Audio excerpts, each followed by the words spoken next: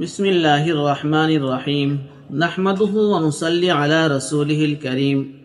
সম্মানিত নাজরিন, যখন কোনো মানুষ কোনো মুসিবতে আক্রান্ত হয়, কোনো বিপদে পতিত হয়, সেই সময় যদি আল্লাহর দিকে প্রত্যাবর্তন করে, আল্লাহর আশ্রয় গ্রহণ করে, আল্লাহর সাহায্য প্রার্থনা করে, আল্লাহ রাব্বুল আলামিন অবশ্যই সেই ব্যক্তিকে তার বিপদ থেকে উদ্ধার করে উত্তম প্রতিদান দান করে থাকেন। এই বিষয়ে হযরতে উম্মে সালামা রাদিয়াল্লাহু তাআলা আনহা থেকে বর্ণিত রহিয়াছে, নবী করিম সাল্লাল্লাহু আলাইহি ওয়াসাল্লাম ইরশাদ করেন, মা মিন মুসলিমিন তুসিবুহু মুসিবাতুন ফায়াকুলু ইন্না লিল্লাহি ওয়া ইন্না ইলাইহি রাজিউন আল্লাহুম্মা আজিরনি ফি মুসিবাতি ওয়া আখলিফ লি খায়রাম মিনহা।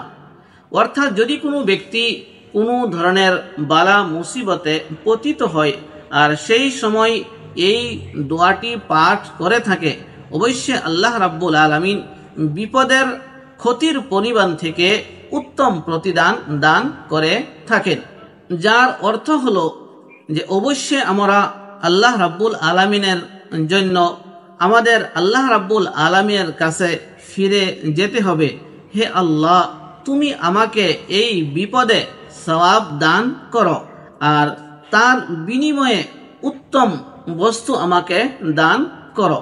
হযরতে উম্মে সালামা রাদিয়াল্লাহু তাআলা আনহা বলেন, যখন আমার স্বামী হযরতে আবু সালামা রাদিয়াল্লাহু তাআলা আনহু ইন্তেকাল করেন, ইন্তেকালের পর আমি আমার এই বিপদের সংকটময় সময়ে নবী করিম সাল্লাল্লাহু আলাইহি ওয়াসাল্লামের নির্দেশ অনুযায়ী এই দোয়াটি পাঠ করে থাকি।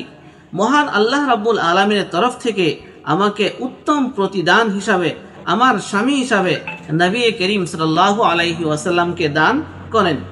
তবে শর্ত হলো, উল্লেখিত দোয়াটি নিয়মিতভাবে বিশ্বাসের সহিত পরিপূর্ণ ইয়াকিনের সহিত পাঠ করতে হবে।